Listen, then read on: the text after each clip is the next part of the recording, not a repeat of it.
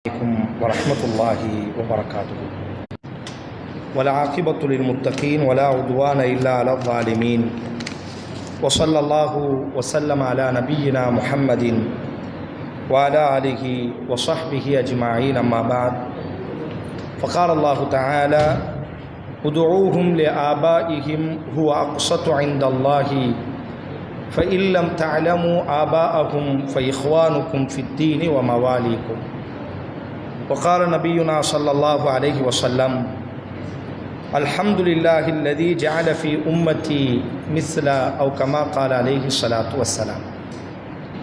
பாசத்திற்குரிய சகோதர சகோதரிகளே, பெரியோர்களே, தாய்மார்களே, அல்லாஹுவின் அருளால் ரமதானினுடைய மாதத்தை அடைந்து ஒவ்வொரு நாளும் இரவு தொழுகைக்கு பிறகு பல்வேறு மார்க்க செய்திகளை, நம்முடைய ஈமானை நெகிழ்வூட்டக்கூடிய, சிந்தனைகளை சீர்படுத்தக்கூடிய, நம்முடைய அமல்களில் நம்மை ஆர்வமூட்டக்கூடிய பல்வேறு மார்க்க செய்திகளை தொடர்ச்சியாக நாம் கேட்டு வருகிறோம். அதன் ஒரு பகுதியாக வரலாற்று பக்கங்களில் மின்னக்கூடிய மாணிக்கங்கள் என்ற ஒரு தொடர் தலைப்பின் வாயிலாக நம்முடைய இஸ்லாமிய வரலாற்றில் மின்னக்கூடிய சில உன்னதமான நபித்தோழர்களை பற்றி நாம் பார்க்க இருக்கிறோம். பொதுவாக வரலாறு என்பது கேட்பதற்காக, ரசிப்பதற்காக, அறிந்து கொள்வதற்காக அல்லாமல், வரலாறை நாம் படிக்கும் பொழுது, கேட்கும் பொழுது அதிலிருந்து சிறிதேனும் நாம் பாடங்களை, படிப்பினைகளை பெற வேண்டும். அன்றைய நாட்களில் அல்லாஹுவின் தூதர் ஸல்லல்லாஹு அலைஹி வஸல்லம் குர்ஆன் இறங்கிய பொழுது குர்ஆனினுடைய 3/2 பகுதிகள் வரலாறுக்காகவே அல்லாஹ் ஒதுக்கி இருக்கிறான். குர்ஆனோடு தொடர்பில் இருக்கக்கூடிய அன்பர்களுக்கு தெரியும், சட்டங்களை பற்றி பேசுவதை விட, குடுக்கல் வாங்கலை பற்றி பேசுவதை விட, பண்பாடுகளை பற்றி பேசுவதை விட, முந்திய சமூகத்தினுடைய வரலாறுகளை பற்றி அல்லாஹ் அதிகமாகவே பேசுவான். காரணம், ஒரு சமூகத்தை ஊன்று சக்தியோடு முன்னோக்கி பயணப்பட வைப்பது வரலாறாகத்தான் இருக்கிறது. வரலாறு என்பது நான் ஆரம்பத்தில் சொன்னதை போன்று ரசிப்பதற்கல்ல. அந்த வரலாற்றிலிருந்து நாம் பாடங்களை, படிப்பினைகளை பெற வேண்டும். அன்றைய நபித்தோழர்கள் ஈமானை ஏற்றுக்கொண்டு பல்வேறு சோதனைகளை, சோகங்களை, கண்ணீரை விட்ட பொழுது அல்லாஹ் வரலாறுகளை சொல்லிதான் அவர்களுக்கு மருந்திட்டான், ஆறுதல் படுத்தினான். முந்திய சமூகத்தினுடைய வரலாறுகளை எல்லாம் அல்லாஹ் அவர்களுக்கு தெளிவுபடுத்தி அல்லாஹ் அவர்களை ஆசுவாசப்படுத்தினான். இப்போ வரலாறு என்பது நம்மை சீர்படுத்தி நம்மை முன்னோக்கி பயண வைக்கக்கூடிய ஒரு சிறந்த தோழனாக இருக்கிறது. அந்த அடிப்படையில் வரலாற்று பக்கங்களில் மின்னக்கூடிய மாணிக்கங்கள், பல நபித்தோழர்களினுடைய வரலாறுகளை நாம் அறிந்திருப்போம். அவர்களினுடைய வீரங்களை, அவர்களினுடைய தியாகங்களை எல்லாம் நாம் அறிந்திருப்போம். ஆனால் நாம் காணக்கூடிய இந்த வரலாறு என்பது நம்மை நெகிழ்வடையக்கூடிய ஒரு வரலாறுகள். எப்படியெல்லாம் இந்த பூமியில் ஒரு சமூகம் வாழ்ந்திருக்கிறது, அவர்கள் எப்படிப்பட்டவர்களாக வாழ்ந்தார்கள், அவர்களினுடைய வாழ்க்கை நமக்கு தரக்கூடிய எவ்வளவு அற்புதமான பாடங்களை சுமந்திருக்கிறது. அவர்கள் வாழ்க்கையோடு நம்முடைய வாழ்க்கையை நாம் ஒப்பீடு செய்யும் பொழுது நாம் எங்கே இருக்கிறோம், அவர்கள் எங்கே இருக்கிறார்கள் என்று ஒரு பகுத்தாய்வு செய்யக்கூடிய ஒரு தலைப்பு தான் இந்த தலைப்பு. அதில் ஆரம்பமாக நாம் எடுத்துக்கொள்ளக்கூடிய ஒரு நபித்தோழர் ஃபாரிஸ் என்று சொல்லக்கூடிய நாட்டிலே பிறந்தவர். அவர் பிறக்கும் பொழுதே ஒரு அடிமையாகவே பிறந்தவர். அவரினுடைய தகப்பன் யார் என்றே அவருக்கு தெரியாது. பொதுவாக நபித்தோழர்களினுடைய பெயரை சொல்லும் பொழுது உமர் இப்னு ஹத்தாப், ஹத்தாபினுடைய மகன் உமர், உஸ்மான் இப்னு அஃபான், அஃபானினுடைய மகன் உஸ்மான் என்றுதான் எல்லா நபித்தோழர்களும். அடிமைகளாக இருந்தவர்கள் கூட பிலால் இப்னு ரவாஹா, ரவாஹாவினுடைய மகன்தான் பிலால். பிலாலும் அடிமைதான். ஆனால் அவருக்கு நம்ம வாப்பா யாரு, நம்ம உம்மா யாரு, நம்முடைய குடும்பம் என்ன என்று அவர்களுக்கெல்லாம் தெரியும். ஆனால் இன்றைக்கு நாம் பார்க்கக்கூடிய இந்த தோழர் இருக்கிறாரே, அவரினுடைய தாய் யார் என்று அவருக்கே தெரியாது, அவரினுடைய தகப்பன் யார் என்று அவருக்கே தெரியாது. அவருக்கான உறவுகள், இரத்த பந்தங்கள் என்று யாரும் இந்த பூமி பந்தில் கிடையாது. ஆனால் அவரினுடைய வரலாறை நான் நிறைவு செய்யும் பொழுது நீங்கள் உணர்ந்து கொள்வீர்கள் எவ்வளவு உன்னதமான ஒரு மனிதராக அவர் வாழ்ந்திருக்கிறார் என்பதாக. பொதுவாக நாம் பிறக்கக்கூடிய குடும்பத்தை கொண்டு நமக்கான எந்த கண்ணியமும் இல்லை. என்னுடைய பெற்றோர்கள், என்னுடைய பெற்றோர்களினுடைய பெற்றோர்கள் என்பதினால், என்னுடைய குடும்பத்தால், என்னுடைய பாரம்பரியத்தால் எனக்கு எந்த கண்ணியமும் இல்லை. மாறாக நான் வாழக்கூடிய வாழ்க்கையில்தான் எனக்கான கண்ணியம் இருக்கிறது. என்னுடைய நடத்தையில்தான் எனக்கான கண்ணியம் இருக்கிறது. என்னுடைய பண்பாட்டில்தான் எனக்கான கண்ணியம் இருக்கிறதே தவிர என்னுடைய தகப்பன், என்னுடைய குடும்பம் என்பதாக சிலாகித்து கொண்டிருப்பதில் எனக்கு எந்த கண்ணியமும் இல்லை என்பதை இந்த நபித்தோழரினுடைய வரலாறு நமக்கு அழகாக உணர்த்தும். பாரிஸ் நாட்டிலே ஒரு அனாதையாக, ஒரு அடிமையாக பிறக்குகிறார். மெலிந்த தேகமுடையவர், தலைமுடிகள் எல்லாம் சுருட்டையானவர், பார்ப்பதற்கு அவ்வளவு அழகாக இல்லாத ஒரு தோழர், கருத்த நிறமுடையவர், கெண்டை கால்கள் எல்லாம் சுருங்கியவர். ஆங்காங்கே அடிமை சேவகம் செய்து கொண்டிருக்கும் பொழுது ஒரு கட்டத்திலே எஜமானர்கள் எல்லாம் இவரை வைத்துக் கொள்வதை கூட அவமானமாக பார்த்தார்கள். இவனை மாதிரி ஆள்லாம் நம்மள்ட்ட அடிமையா இருக்கிறது அவங்களுக்கே அவமானமாக இருந்தது. ஏன்னா ஒன்றுக்குமே உதவாதவரை போன்றவரினுடைய தோற்றம், எள்ளி நகையாடக்கூடிய அளவிற்கு அவரினுடைய கோலங்கள்.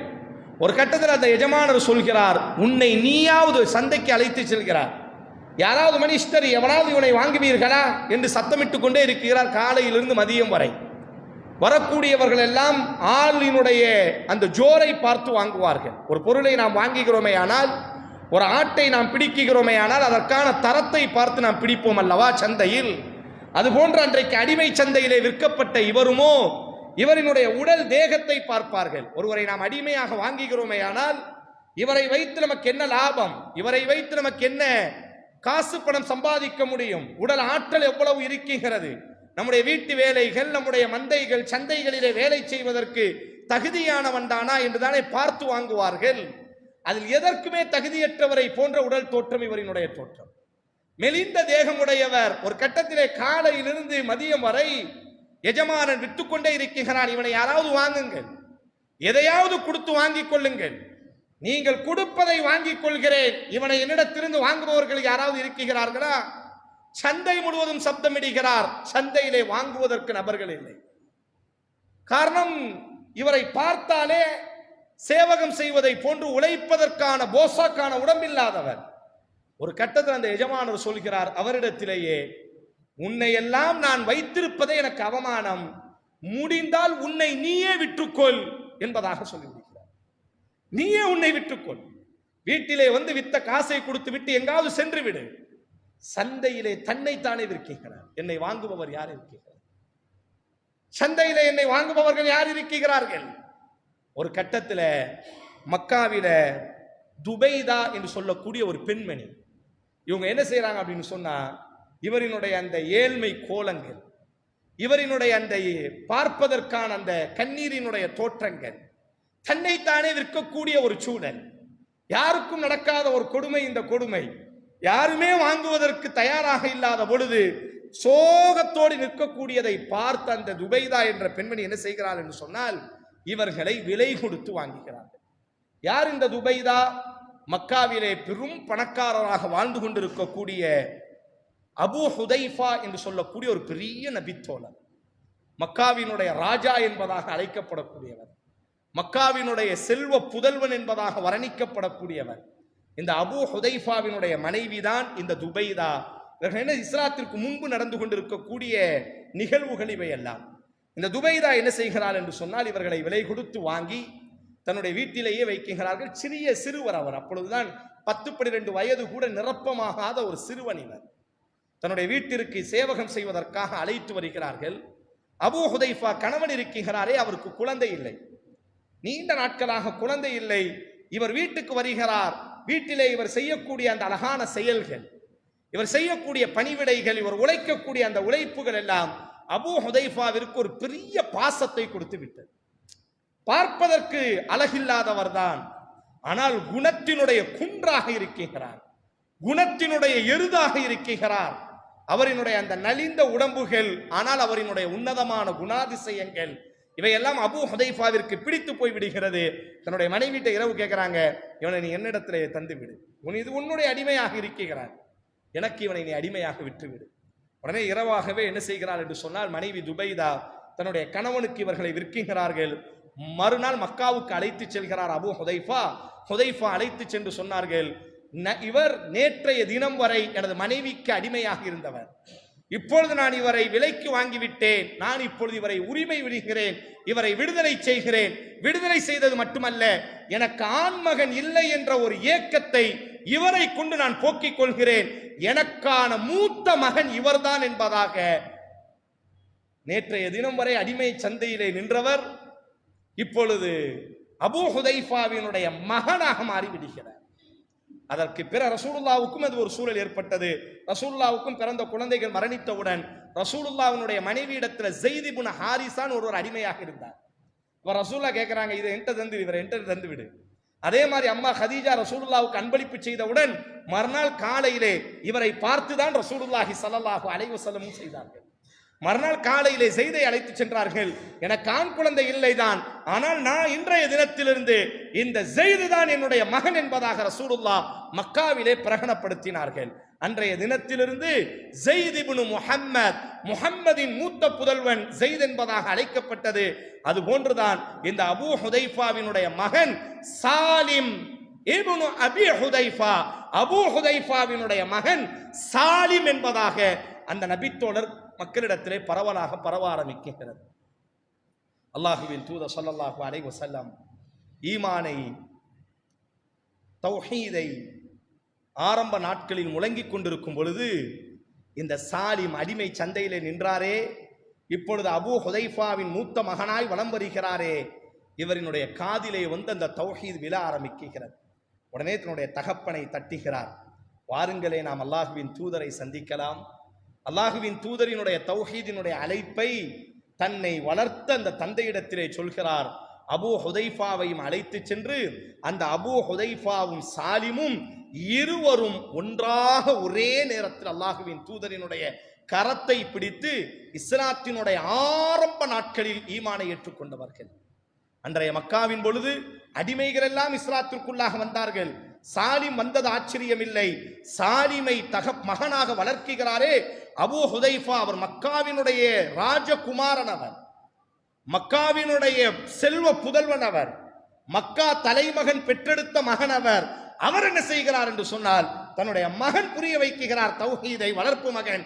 உடனடியாக அல்லாஹுவின் தூதரினுடைய கரத்தை பிடித்து இருவரும் ஒரே தினத்திலே இஸ்லாத்தை ஏற்றுக்கொள்கிறார்கள். ஆனால் கொஞ்சம் அபூ ஹுதைஃபா தகப்பனை விட இந்த சாலிம் அடிமை இருக்கிறாரே, அல்லாஹ் இவருக்கு கொடுத்த பெரிய அருள் என்னவென்றால், அல்லாஹுவின் தூதருக்கு வஹி இறங்கும், அந்த வஹியை நபி ஓதுவார், ஓதுவதுதான் தாமதம், சாலிம் மனப்பாடம் செய்து கொள்வார். அளவுக்கு அதிகமான மனன சக்தியை அல்லாஹ் இந்த சாலிமிற்கு கொடுத்திருந்தான். ரசூலுல்லாஹி ஸல்லல்லாஹு அலைஹி வஸல்லம் சொல்வார்கள், இஸ்தக்ரஉல் குர்ஆன மின் அர்பஅத்தின், 4 நபர்களிடத்திலிருந்து குர்ஆனை நீங்கள் கற்றுக்கொள்ளுங்கள். மின் அப்துல்லா இப்னு மஸ்ஊத் வ சாலிம் மௌலா அபூ ஹுதைஃபா, அபூ ஹுதைஃபா வளர்த்து கொண்டிருக்கக்கூடிய சாலிமிடத்திலிருந்து குர்ஆனை கற்றுக்கொள்ளுங்கள். அல்லாஹ்வின் தூதர் ஸல்லல்லாஹு அலைஹி வஸல்லம் அவ்வளவு ரசனையோடு ஓதுவார். இவர் ஓதுவதை போன்ற அன்றைய நேரத்தில் யாருமே இல்லை இவருக்கு நிகராக. ஒரு செய்தியை நான் சொல்கிறேன். நபி ஸல்லல்லாஹு அலைஹி வஸல்லம் மதீனாவிற்கு வருகிறார்கள். அன்னை ஆயிஷா ரலியல்லாஹு அன்ஹா அவர்கள் இரவு நேரத்திலே இரவு தேவைக்காக வெளியே செல்கிறார்கள். வெளியே சென்று விட்டு வீட்டுக்கு வர வேண்டும். அன்னை ஆயிஷா ரலியல்லாஹுவை காணவில்லை. அல்லாஹுவின் தூதர் வீட்டிலேயே இருக்கிறார்கள். சிறிது நேர தாமதத்திற்கு பிறகு அம்மா ஆயிஷா ரலியல்லாஹு அன்ஹா வீட்டுக்கு வருகிறார்கள். நபி ஸல்லல்லாஹு அலைஹி வஸல்லம் அவர்கள் கேட்கிறார்கள், யா ஆயிஷா, என்ன காரணம், ஏன் இவ்வளவு தாமதமாக வருகிறீர்கள்? உடனே அன்னை ஆயிஷா ரலியல்லாஹு அன்ஹா சொல்கிறார்கள், நான் பள்ளிவாசலை கடந்து என்னுடைய தேவையை நிறைவு செய்துவிட்டு, சுய தேவையை நிறைவு செய்துவிட்டு பள்ளிவாசலை கடந்து வரக்கூடிய நேரம் மஸ்ஜிதிலே ஒருவரினுடைய சப்தத்தை நான் கேட்டேன். ஒருவர் குர்ஆனை ஓதிக்கொண்டிருக்கிறார். அவர் யார் என்றெல்லாம் எனக்கு தெரியாது. அந்த சப்தம் இருக்கிறது அல்லவா, என்னை அப்படி லயித்து போக செய்து விட்டது. அந்த சப்தத்திலே அப்படி உருகி விட்டேன், மெய் மறந்து விட்டேன். ரசூலுல்லாஹி ஸல்லல்லாஹு அலைஹி வஸல்லம் மேலாடை அணிகிறார்கள். என் சமூகத்தில் இப்படி ஒரு நபரா, நானும் அந்த கிராஅத்தை கேட்பதற்காக செல்கிறேன் என்பதாக அல்லாஹ்வின் தூதர் ஸல்லல்லாஹு அலைஹி வஸல்லம் அவர்கள் செல்கிறார்கள். அங்கே ஒரு சிறுவன் ஒரு வாலிபன் ஓதிக்கொண்டிருக்கிறார். அல்லாஹ்வின் தூதர் பின்னால் நிற்கிறார்கள். அவர் ஓதிக்கொண்டே இருக்கிறார். அவருக்கு தெரியாது நமக்கு பின்னால் நம்முடைய தலைவர், நம்முடைய ரசூலுல்லாஹி ஸல்லல்லாஹு அலைஹி வஸல்லம் இருக்கிறார் என்று தெரியவில்லை. பள்ளியினுடைய இரவு நேரத்திலே நடு சாமத்திலே ஓதிக்கொண்டிருக்கிறார். அல்லாஹ்வின் தூதர் பின்னால் நின்று கொண்டு ரசித்துக் கொண்டிருக்கிறார்கள். ஒரு கட்டத்தில் அல்லாஹ்வின் தூதரால் பொறுக்க முடியவில்லை. சாலிமை பின்னால் போய் கெட்டி அணைத்துக் கொண்டு சொன்னார்கள், அல்ஹம்துலில்லாஹில்லதி ஜஅல ஃபீ உம்மத்தி மிஸ்லக, அல்லாஹ்வுக்கே எல்லா புகழும், உன்னை போன்றவர்கள் எல்லாம் இந்த இஸ்லாத்திலே இருக்கிறார்களே அந்த ரப்புக்கு எல்லா புகழும். அல்லாஹ் தன்னையே விட்டுக் கொண்டிருந்த ஒரு மனிதன் நாதியற்றவராய் பாரிஸ் நாட்டிலே தகப்பன் பெயர் தெரியாமல் வாழ்ந்தவன், ரசூலுல்லாஹி ஸல்லல்லாஹு அலைஹி வஸல்லத்தினுடைய அந்த தௌஹீதை, இந்த குர்ஆனை ஏற்றுக்கொண்டதினுடைய விளைவு என்ன? ரசூல் கெட்டி அணைத்து சொல்கிறார், உன்னை போன்றவர்கள் எல்லாம் இந்த இஸ்லாத்திலே இருக்கிறார்களே, இப்படிப்பட்டவர்களை எல்லாம் அல்லாஹ் என் சமூகத்தில் ஒருவனாக தந்தானே, அந்த அல்லாஹ்வுக்கு எல்லா புகழும் என்பதாக ரசூலுல்லாஹி ஸல்லல்லாஹு அலைஹி வஸல்லம். எவ்வளவு உயர்வு! இன்னல்லாஹ யர்ஃபஉ பிஹாதல் கிதாபி அக்வாமன். ரசூலுல்லாஹி ஸல்லல்லாஹு அலைஹி வஸல்லம் சொல்வார்கள், இந்த வேதத்தை கொண்டு அல்லாஹ் பலரை உயர்த்துவான் என்று சொன்னார்களே, சந்தையிலே அனாதையாக நின்றவன், தகப்பன் பெயர் தெரியாமல் நின்றவர், ஆனால் ரசூலுல்லாஹி ஸல்லல்லாஹு அலைஹி வஸல்லம் உங்கள் வரவால் எனக்கு கண்ணியம் என்பதாக, நீங்கள் இஸ்லாத்திலே இருப்பது எங்களுக்கு மகிழ்ச்சி என்பதாக ரசூல் சொல்லக்கூடிய அளவிற்கு அல்லாஹ் ரப்புல் ஆலமீன் அந்த சாலிம் ரலியல்லாஹுவினுடைய மகத்துவத்தை, கண்ணியத்தை உயர்த்தினார். சாலிமை பார்த்தாலே எல்லா தோழர்களும் மின்ன சாலிஹூன், சாலிம் என்று அழைக்க மாட்டார்கள், சாலிஹ் என்று அழைப்பார்கள். ரொம்ப நல்லவர் சாலிம், யாரினுடைய விவகாரத்திலும் தலையிட மாட்டார், மிக ஒழுக்கத்தினுடைய குன்று.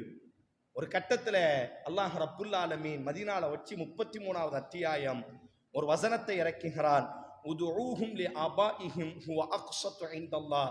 வளர்ப்பு மகன் என்ற சட்டம் எல்லாம் இனி இருக்கவே கூடாது, தகப்பன் பெயர் சொல்லிதான் இனி குழந்தைகள் அழைக்கப்பட வேண்டுமே தவிர, ஃபைல்லம் தஅலமு அபாஅஹும், தகப்பனின் பெயர் தெரியாவிட்டால், ஃபைஹ்வானுக்கும், அவர்கள் உங்களினுடைய சகோதரர்கள், வ மவாலிக்கும், அல்லது உங்களது அடிமைகள் தானே தவிர அவர்களை மகன் என்பதாக அழைக்க கூடாது.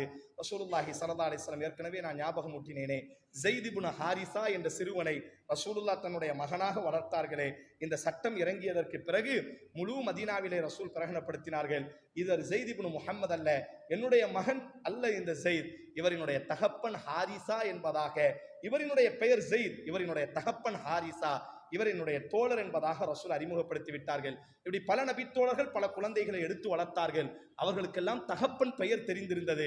ஆனா இந்த சாலிமுக்கு இப்ப என்ன செய்யறது? சாலிமுக்கே தெரியாது, நம்ம வாப்பா பேர் என்னன்னு தெரியாது. அதனாலதான் இஸ்லாமிய வரலாற்றுல சாலிமை அழைக்கும் பொழுது, ஸைத் அழைக்கும் பொழுது ஸைத் இப்னு ஹாரிஸா என்று அழைப்பார்கள், ஹாரிஸாவினுடைய மகன் ஸைத் என்பதாக. ஆனா இவர் அழைக்கும் பொழுது மட்டும் அவங்க வாப்பா பேர் அவருக்கும் தெரியாது, சமூகத்திற்கும் தெரியாது. அதனால ரசூலுல்லாஹ் அல்லாஹ் குர்ஆன்ல சொன்னாம்ல, ஓ மவாலிக்கும், உங்களது அடிமைகள் என்பதாக, அதுவே புழக்கமாக மாறிவிட்டது. சாலிம் மௌலா அபி ஹுதைஃபா, அபூ ஹுதைஃபாவால் உரிமையிடப்பட்ட, அபூ ஹுதைஃபாவால் பொறுப்பேற்கப்பட்ட சாலிம் என்பதாக. அதற்கு பிறகு அவரினுடைய பெயர் சாலிம் மௌலா அபி ஹுதைஃபா என்பதாக, அபி ஹுதைஃபாவால் உரிமையிடப்பட்டவர் என்பதாக மாற ஆரம்பித்து விட்டது. ரசூலுல்லாஹி ஸல்லல்லாஹு அலைஹி வஸல்லம் மதீனாவிற்குள்ளாக நுழைவதற்கு முன்பாக மதீனாவிலே நபித்தோழர்கள், அன்சாரிகள், முஹாஜிரீன்கள், ரசூலுல்லாஹ் தான் கடைசியா மதீனாக்குள்ள வந்தார்கள்.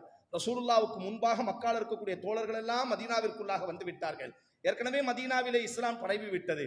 இவர்கள் எல்லோருக்கும் இமாமாக நின்று தொழுகை நடத்தியவர் யார் என்று சொன்னால் இந்த சாலிம் ரலியல்லாஹு அன்ஹு அவர்கள்தான்.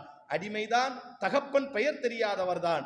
ஆனால் உமர் ரலியல்லாஹு போன்ற பெரும் பெரும் நபித்தோழர்களுக்கு இமாமாக நின்று வழி நடத்தியவர் ஹாலித் இப்னு வலீத் ரலியல்லாஹு அன்ஹு இஸ்லாத்தை ஏற்றுக்கொள்கிறார்கள். அவருக்கு ரொம்ப ஆசை, குர்ஆனை நல்ல முறையில் நாம் கற்றுக்கொள்ள வேண்டும் என்று, குர்ஆன் எப்படி இறங்கியதோ அப்படி நாம் கற்றுக்கொள்ள வேண்டும் என்ற ஆசை. அல்லாஹுவின் தூதர் ஸல்லல்லாஹு அலைஹி வஸல்லம் அவர்கள்ட்ட போய் கேட்கிறாங்க, யா ரசூலல்லாஹ், குர்ஆனை இறங்கிய விதத்தில் நான் கற்றுக்கொள்ள வேண்டும் என்று ஆசைப்படுகிறேன். காரணம், ஹாலித் எல்லாம் நீண்ட நாட்களுக்கு பிறகு இஸ்லாத்தை ஏற்றுக்கொண்டவர்.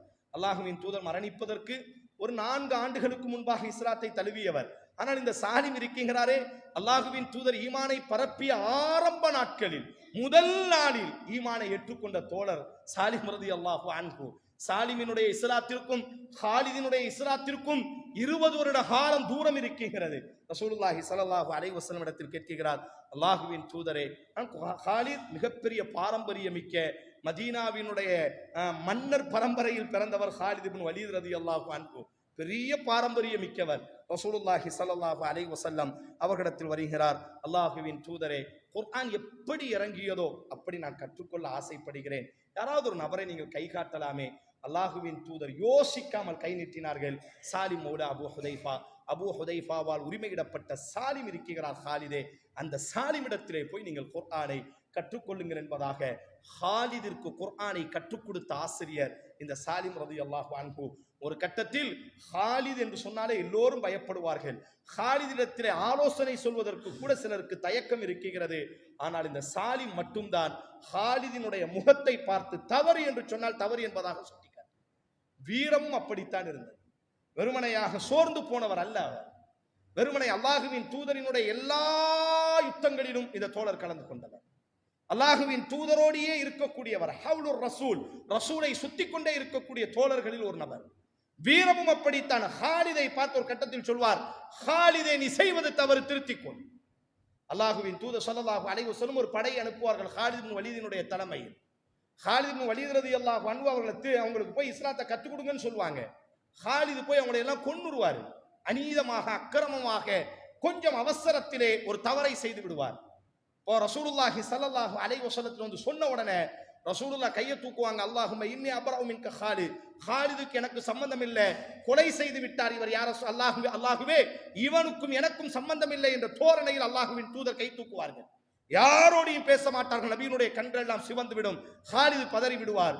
சிறிது நேரத்திற்கு பிறகு ரசூலுல்லாஹி ஸல்லல்லாஹு அலைஹி வஸல்லம் அல்லாஹுவின் தூதர் கேட்பார்கள், ஹல் அன்கர அலைஹி அஹதுன், ஹாலிது செய்தது தவறு என்பதாக அந்த இடத்திலே உங்களிலே யாராவது ஒரு சுட்டி காட்டினாரா? உடனே எல்லா தோழர்களும் சொல்வார்கள், ஆம் யா ரசூலல்லாஹ், ஹாலித் அந்த தவறை செய்வதற்கு முன்பாக எங்களிலே ஒரு தோழர் சாலிம் ரலியல்லாஹு அன்ஹு, இந்த அறிக்கைகிறாரே இந்த சாலிம், ஹாலிதை சட்டையை பிடித்து திருத்தி காட்டினார். ஆனால் ஹாலித் அவசரத்திலே அந்த தவறை செய்து விட்டார்.